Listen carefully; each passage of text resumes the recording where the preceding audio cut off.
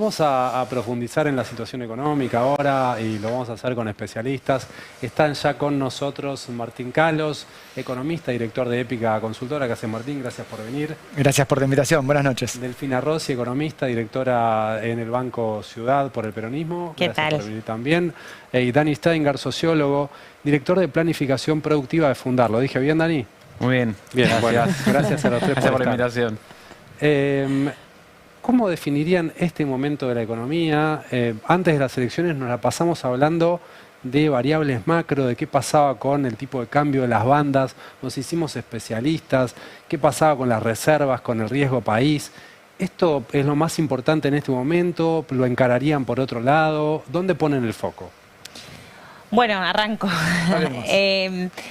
La verdad es que llevamos un mes de postelectoral en donde el gobierno un poco había cierta expectativa que más allá de la estabilización cambiaria que efectivamente hubiese cierta modificación del régimen cambiario para que esta estabilización le permitiese llegar a la famosa meta de acumular reservas, ¿no? Por eso la no recompra de bonos por parte de un conjunto de bancos de Estados Unidos puso en duda ese acuerdo, etcétera.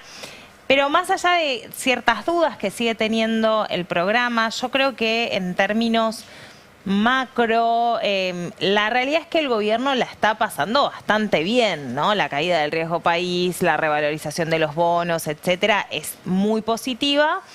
Y pareciera, o la intuición es que el mecanismo de ajuste que se va a reservar el gobierno para sostener esta banda y un tipo de cambio que puede parecer barato, si uno lo mira en términos de turismo emisivo, importaciones, etcétera, y después podemos hablar de esto en profundidad, pareciera que la herramienta para mantener ese dólar es reservarse la tasa de interés. ¿En qué sentido? Bueno, la tasa de interés la vamos a usar para activar el carry trade cuando lo necesitemos. Y ahora bajan las tasas, digo, si bien los personales siguen en tasas altas, tenemos tasas bajas en caución, estamos viendo más liquidez, a partir de hoy hay regulaciones del Banco Central sobre la política de encaje, sobre los money markets, etcétera, pero lo que busca el gobierno es bajar la tasa, reservándose esta posibilidad de volver a subir la tasa hacia una corrida.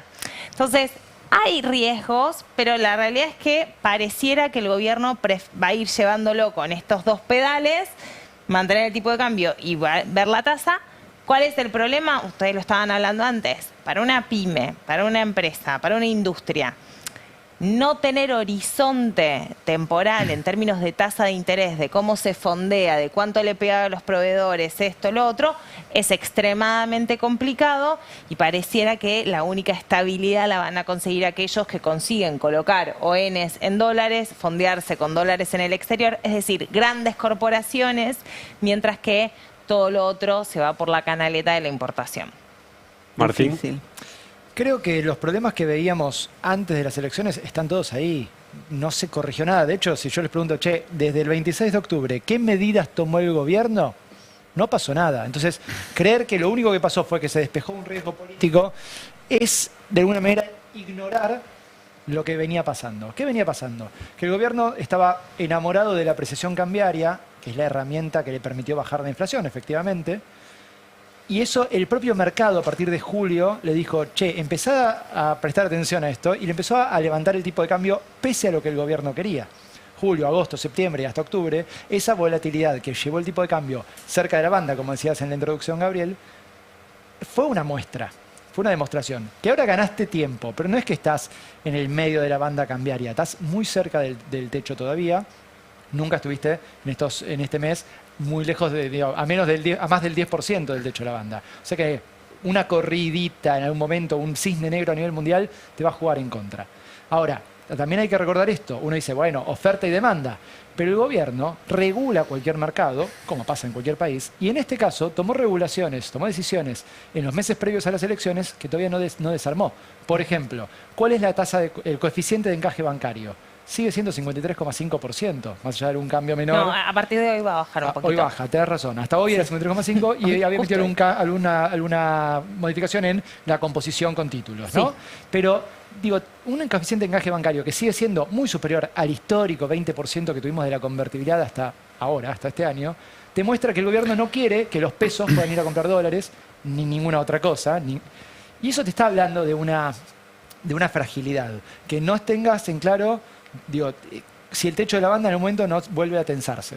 Que no tengas en claro cuándo vas a acumular reservas. El gobierno mismo te dice, el año que viene. Obviamente está esperando que pase el verano y lleguemos a la cosecha a partir de marzo, ¿no? Fines de febrero. Y que no puedas soltar pesos a la economía, porque eso te generaría un cimbronazo, seguramente, en el tipo de cambio y en la demanda en general, ya te marca que los problemas siguen ahí. Y el gobierno no los supo y no los pudo corregir hasta acá. Después está, obviamente, coincido con lo que venían diciendo, el problema productivo. No hay perspectivas de ventas. Las cámaras, las empresas con las que trabajamos nosotros, todas están intentando aguantar, pero no hay un horizonte. Y esto, que alguien dirá, bueno, primero arreglemos la macro, después vemos la micro, no funciona así en ningún país del mundo. Este gobierno reniega de hacer política productiva o política micro, cree que con arreglar la macro alcanza, y la verdad que no es así. Entonces, a todo lo que el plan de estabilización tiene y ha servido para, por ejemplo, bajar la inflación, le faltan estas patas para, de alguna manera, tener sustentabilidad, que es lo que no logró todavía. Dani, ¿la economía real qué onda? Yo diría que hay un nivel de dualidad como pocas veces vi en mucho tiempo. La economía hoy está, en nivel de PBI, está muy parecido al tercer trimestre de 2023. Casi que no hay, es muy parecido. Ahora, hay claros ganadores y perdedores. Dentro de ese promedio de una economía que está igual, entre el agregado del PBI está igual, tenés un par de sectores que hoy están muy arriba del 23, petróleo y minería está 12-13% arriba, el agro 10% arriba, en gran medida porque 2023 tuviste una de las peores sequías de la historia de Argentina, intermediación financiera 28% arriba, ¿sí? Y en paralelo tenés a la industria que este año, por ahora, viene 10% abajo de los primeros 10 meses de este año, está 10% abajo del 2023, y la construcción también, 2 dígitos abajo contra 2023. Entonces tenés una dualidad muy, muy, muy grande. ¿Qué es lo que pasa? El agro, el petróleo, la minería, el sector financiero, son relativamente pocos generadores de empleo, ¿sí? La industria y la construcción son generadores mucho más masivos de empleo con lo que se llama en economía altos efectos multiplicadores, que significa que un puesto de trabajo industrial genera muchos puestos de trabajo indirectos, más que lo que ocurre en la mayoría de los sectores. Entonces vos tenés este año una paradoja, que es, por primera vez en bastante tiempo, Argentina, la economía va a crecer probablemente arriba del 4% este año, con caída de empleo registrado. Hace mucho tiempo que vos no tenés esa anomalía.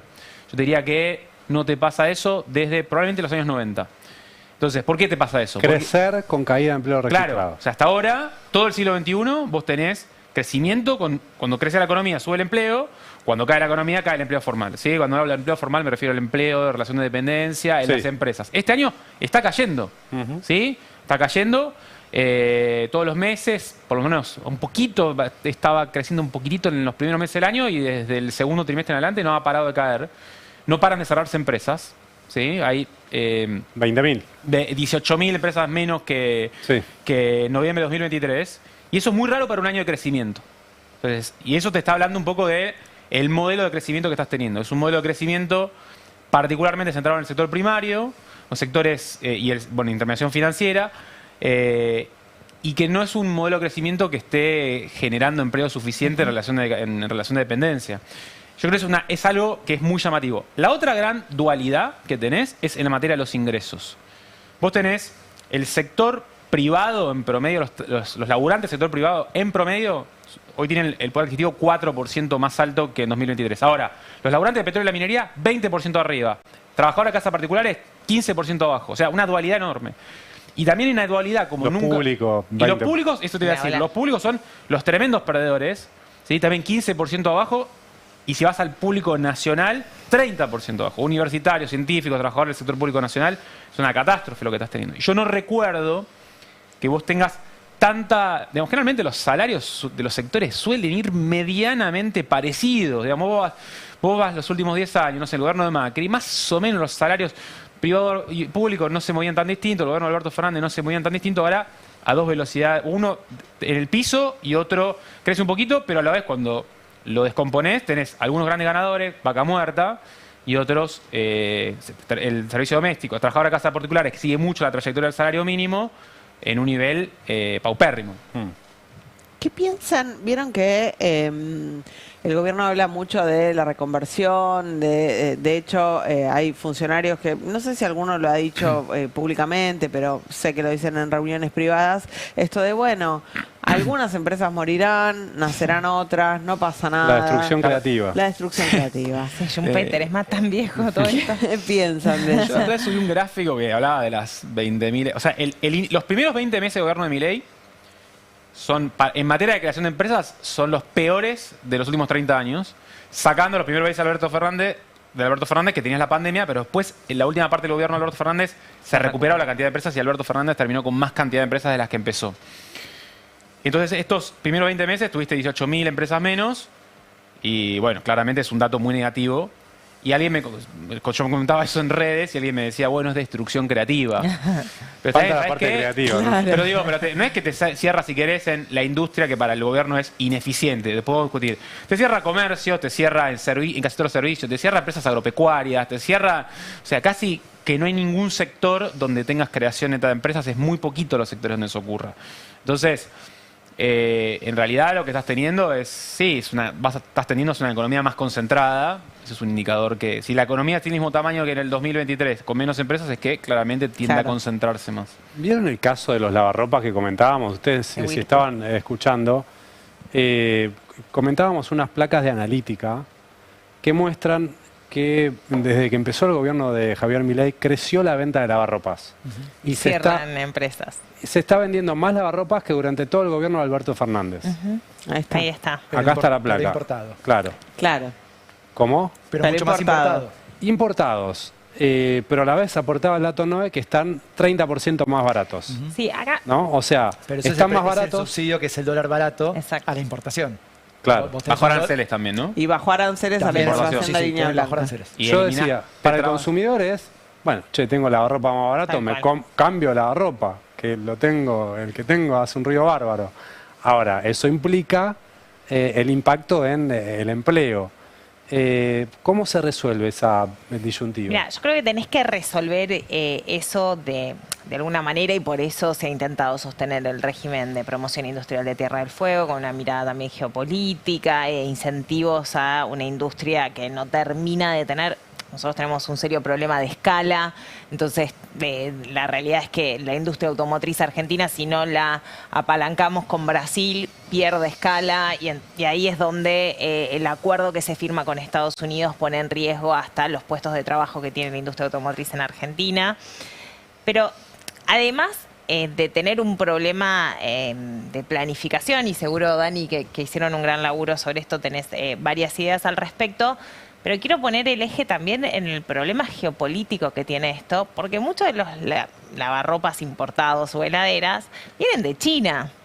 Entonces acá uno ve la dependencia financiera y económica con Estados Unidos, pero al mismo tiempo un modelo de apertura comercial que el ganador, como en silencio, sin decir nada, es China, es Shein, es Temu, es la importación, es también la exportación de soja que va a China. Y ahí hay algo que empieza a verse, bueno, la noticia de esta semana, uno de los grandes importadores que pareciera ser de los autos chinos va a ser Dietrich, que hasta hace poco iba a entrar al gobierno con Milei, acompañado con Macri diciendo ojo con China. Ah, mirá. Digo, ahí hay algo que, digo, es un negocio más en una desregulación, pero que es incoherente en el modelo de una geopolítica que está buscando un reshoring, un friendshoring, una... No entendí ninguna de las dos palabras. Quiere decir simplemente reorientar la producción industrial que consume tu país en función de las alianzas geopolíticas. Bien.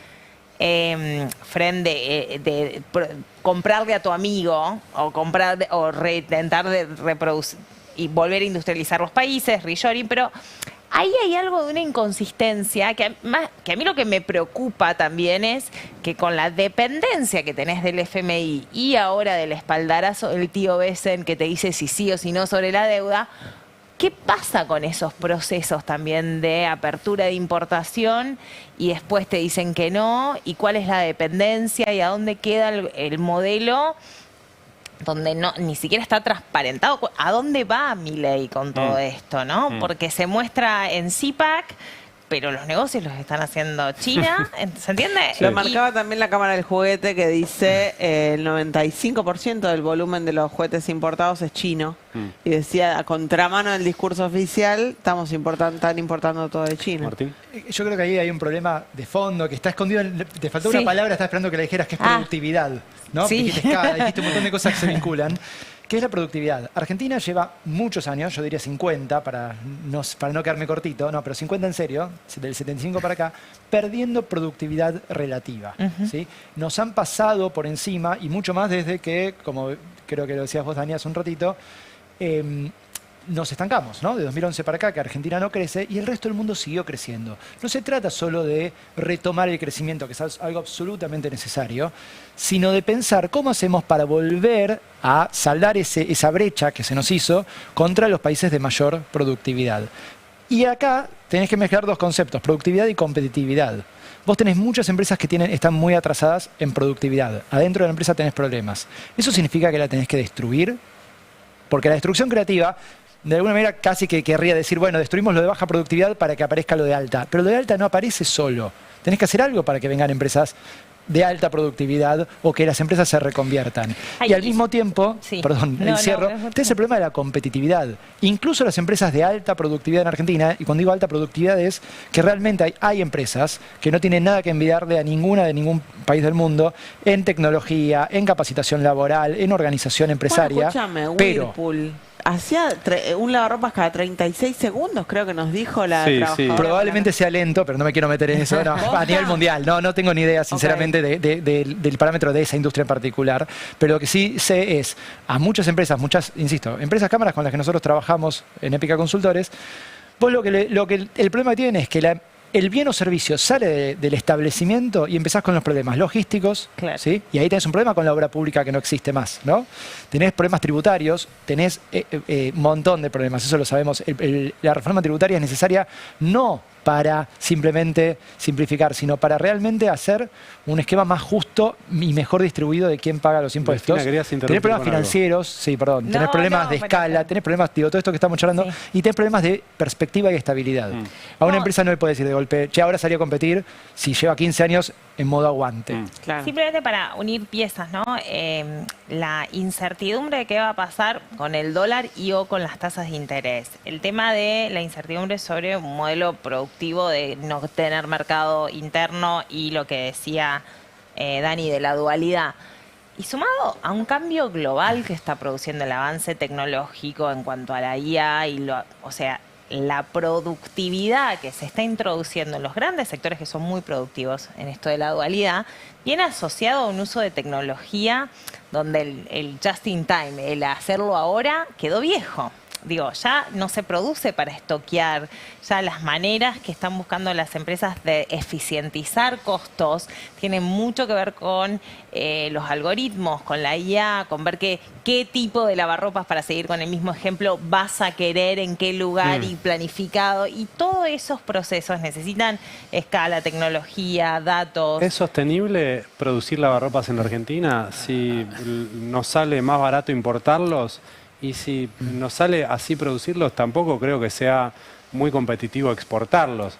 ¿Para qué hacemos lavarropas en la Argentina? Además de para darle laburo a la gente que labura en Whirlpool y en otras Ahí empresas. tocaste un muy buen tema. No sé si tenés los gráficos que circularon antes, creo que era de 3.0 de Alaska, que hay dos Sí. preguntas que le hacen a la población. Es, Sí. si estás a favor de la apertura de importación, la mayoría dice que sí. Si Sí. estás a favor de la industria nacional, la mayoría dice que sí. Sí. Sí.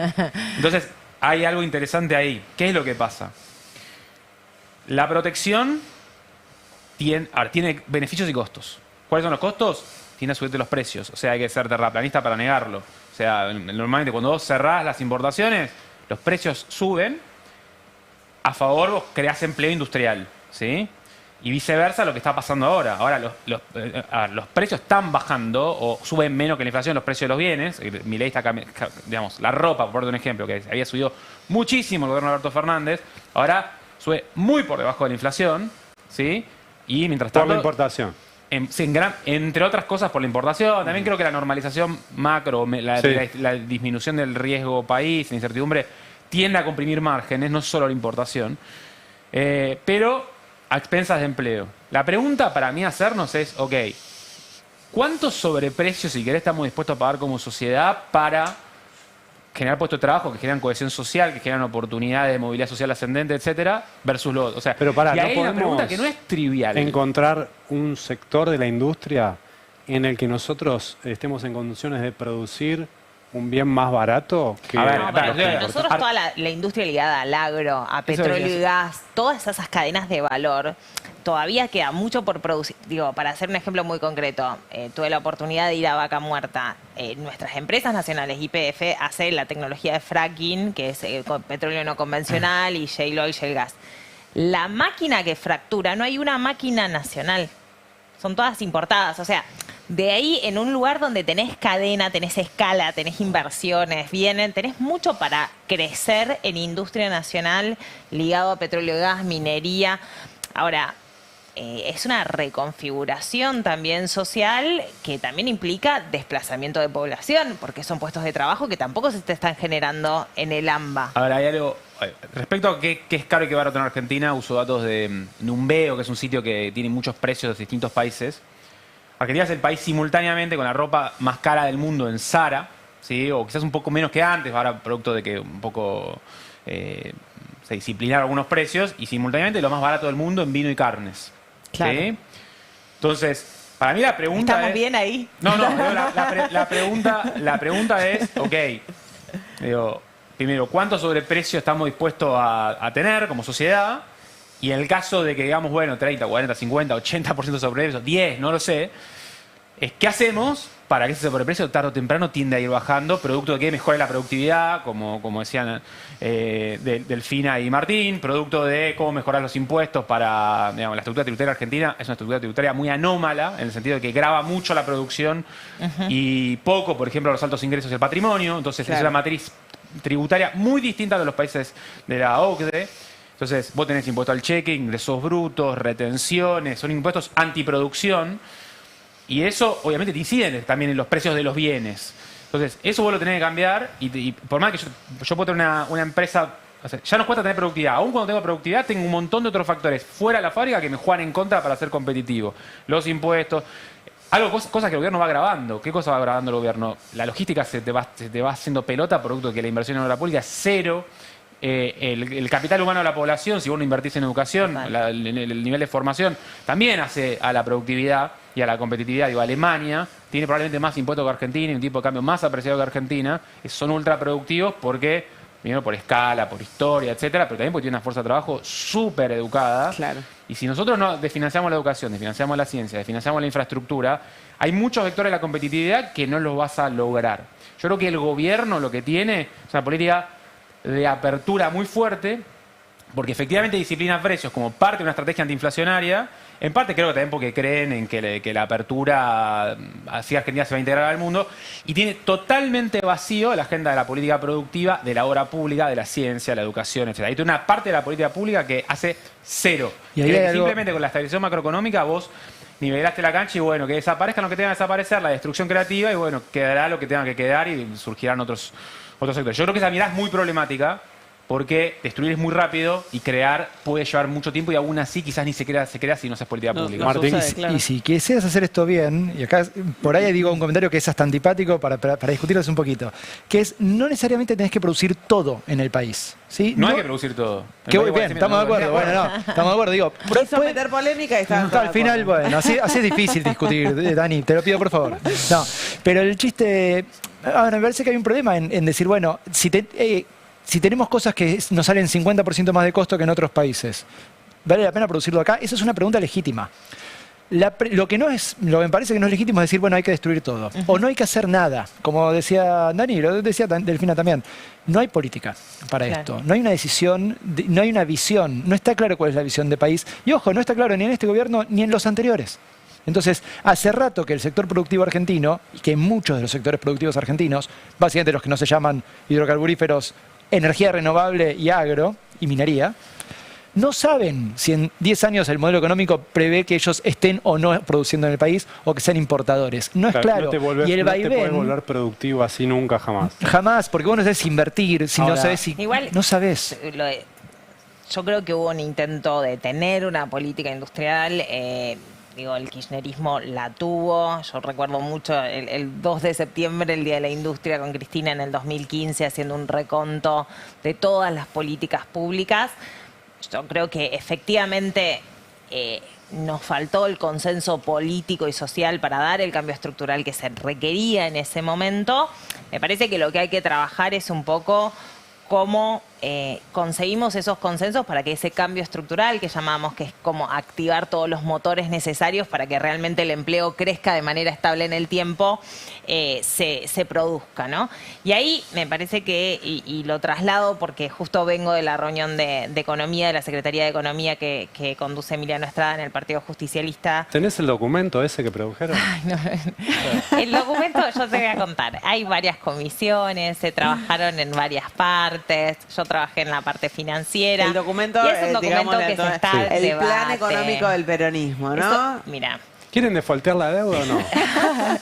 No, el documento lo que busca, miren, justo están poniendo imágenes del partido, no es de la reunión de hoy, pero lo que busca el documento es justamente que haya hoy había más de 80 profesionales y muchos más participando en las comisiones donde se discuten los temas específicos. Y la posición es la que marca Cristina históricamente, está alineado con la presidencia del partido. Entonces vos me decís, ¿querés defaultear? Y mirá, el kirchnerismo es el que fue que le canceló la deuda al FMI. Ese es nuestro antecedente y lo que vamos a trabajar siempre va a ser para conseguir una macroeconomía que habilite el desarrollo, para conseguir el cambio estructural, para retomar la política industrial, para generar empleo, generar producción y que sea con crecimiento federal. En esas líneas se trabaja de manera coherente, pero sí quiero hacer el eje de la necesidad de generar consenso sobre qué hacer con la deuda, porque evidentemente pone límites a la política industrial que se desarrolla. Digo, si yo lo que recaudo y todo el tiempo tengo que tener una prioridad de juntar dólares para pagar, también pasa esto, los grandes actores económicos te limitan cualquier tipo de política pública porque vos estás subordinado a lo que pueden hacer los que te traen dólares genuinos. Y el otro gran consenso es qué hacemos para salir de esta imagen constante de dólares que me ponen acá enfrente, que salir de la economía bimonetaria y poder avanzar justamente en un esquema de moneda nacional para que la política pública tenga cabida. Si no, yo tengo exclusivamente marcos regulatorios para tocar y nunca puedo hacer política fiscal y monetaria que incentive sectores estratégicos de crecimiento nacional. Nos está acabando el tiempo, pero quiero preguntarles a los tres, ¿qué país ven que va a dejar Milei cuando termine su mandato? Tal vez en el 27, tal vez después tenga 4 años más, no lo sabemos. Él quiere ir por la reelección. ¿Qué país va a dejar? Empezamos porque faltan 2 años. Argentina es un país que nadie puede prever qué pasa de acá a 1, ¿no? Pero yo te digo qué está pasando hoy. Es un país que es mucho más mediocre en muchas variables. Yo creo que mediocre se puede entender de muchas maneras, porque veníamos de una inflación tan mala que la mediocridad es algo bueno. Mediocridad del 2,5% de inflación al mes, y bueno, mucho mejor que lo que tenía Milei cuando arrancó. Ahora, también es más mediocre las ventas de cualquier sector productivo, es más mediocre el sueldo, es más mediocre el empleo, es más mediocre la perspectiva. Y estaría bien no acostumbrarse a eso, ¿no? Exigir más. Y eso es lo que siento que un poco falta. Ahora, la discusión que se viene para estos próximos 2 años, entonces, en términos de qué nos va a dejar dentro de 2 años, es esta serie de reformas estructurales que ahora se anima a hacer, aunque no tenga más que una primera o casi primera minoría, ¿no? En las cámaras. Y esas reformas, fíjate, digo, por decirlo rápido, vamos a hablar de una reforma tributaria, todavía no sabemos los contenidos, pero en el discurso, la reforma laboral, por decir algo, no tiene una sola cosa que haya dicho algún funcionario en voz alta que sea actualizar lo laboral a las nuevas tecnologías. Por ejemplo, no se habla de eso. Acá se habla simplemente de cuestiones que parten del diagnóstico de que los sindicatos y las personas trabajadoras tienen demasiado poder y hay que sacarle poder. Poder es sacar derechos, sacar mecanismos de huelga, por ejemplo, ¿no? Entonces, ahí tenemos una discusión. Cuando hablamos de qué país nos va a dejar estos primeros 4 años de Milei, también tenemos que exigir que sea un país que se actualice a los tiempos que corren y no que venga con recetas vetustas a decir, bueno, hay que sacar de derechos a la gente por ideología, ¿no? Porque tendríamos que dar discusiones con argumentos y no los estoy escuchando. Me quedo con la palabra mediocre, ¿eh? ¿Delphi?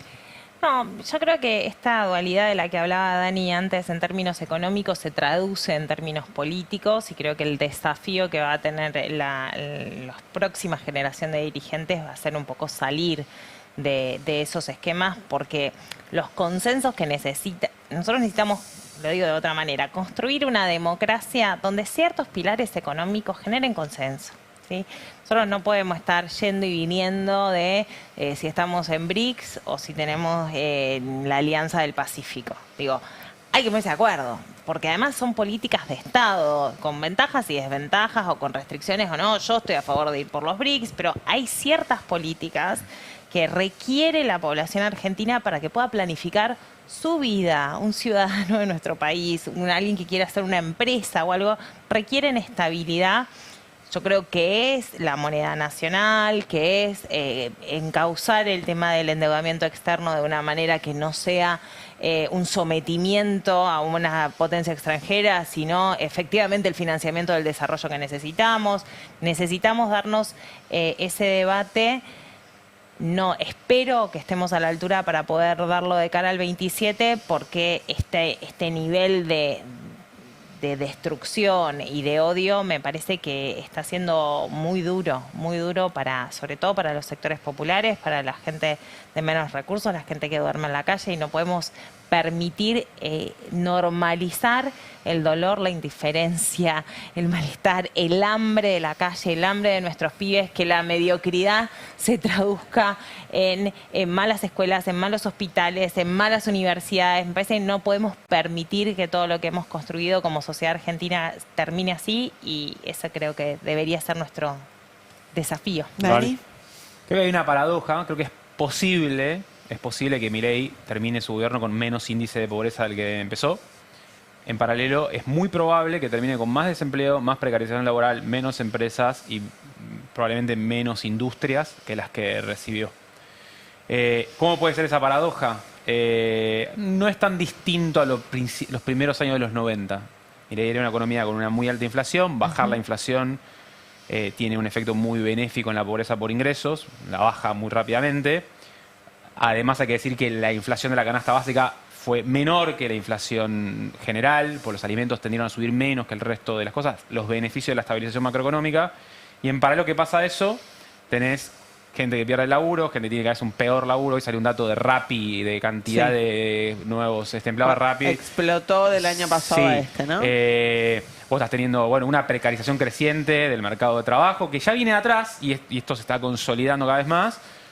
Y entonces creo que puedes tener esa quizás paradoja donde tengas mucha gente que empeora mucho su situación porque pierde el laburo, pero paradójicamente con los que mantienen el empleo llegan más a fin de mes y te baja la pobreza. Eso puede, producto de la baja de la inflación. Eso puede, creo que está ocurriendo y probablemente se consolide. Después, a nivel territorial, hay algo que no dije, que es en esta gran dualidad hay connotaciones geográficas muy claras. La Argentina los núcleos más dinámicos del capitalismo argentino hoy están en la cordillera y no están tanto ni en los grandes centros urbanos, ni te diría tanto en la pampa húmeda. Entonces, uno de los sectores más dinámicos de todos es Vaca Muerta, ¿sí? Neuquén, probablemente en 6-7 años ya tenga el peso económico de provincias como Santa Fe o Córdoba. Hoy ya Neuquén superó a Mendoza en relevancia económica, es el 4% del PBI de Argentina. No me sorprendería que alcance a Santa Fe y Córdoba, que están cerca del 8%. Y también, si la minería llega que es una promesa, si llega realmente a ser una realidad, no creo que lo sea en los próximos 2 años, pero puede que sea en los próximos 6, provincias como Salta, Jujuy, Catamarca, San Juan, probablemente tengan un dinamismo más relevante. Y eso hay que tratar de ver, primero planificar cómo puede ser el desarrollo territorial de esas ciudades, y también hay que ver cómo cambia el equilibrio de fuerzas a nivel político. Ya lo empezás a ver, digamos, desprendimientos del peronismo de provincias a quienes hay cosas del gobierno Milei que les interesa, como por ejemplo el régimen de grandes inversiones para promover la minería, caso de Catamarca, ¿no? Salta. Sí. Entonces, creo que esas son algunas de las cosas que me imagino de lo que deja Te escucho Milei. decir hay que planificar y digo, nadie está mirando esto en el gobierno nacional. Claro. Mala Bueno, palabra. de hecho, Añelo, que se llama el pueblo cercano Sí, a Vaca sí. Muerta, está desbordadísimo. No hay infraestructura. Claro. Nada. No es realmente una inversión importante a la altura de lo que el boom de Vaca Va a Muerta demandar, uno o imaginaría, demanda. pero no pasó. Gracias a los Muchas tres. gracias. Gracias. Gracias por la Interesantísimo. Súper interesante. Muchas gracias.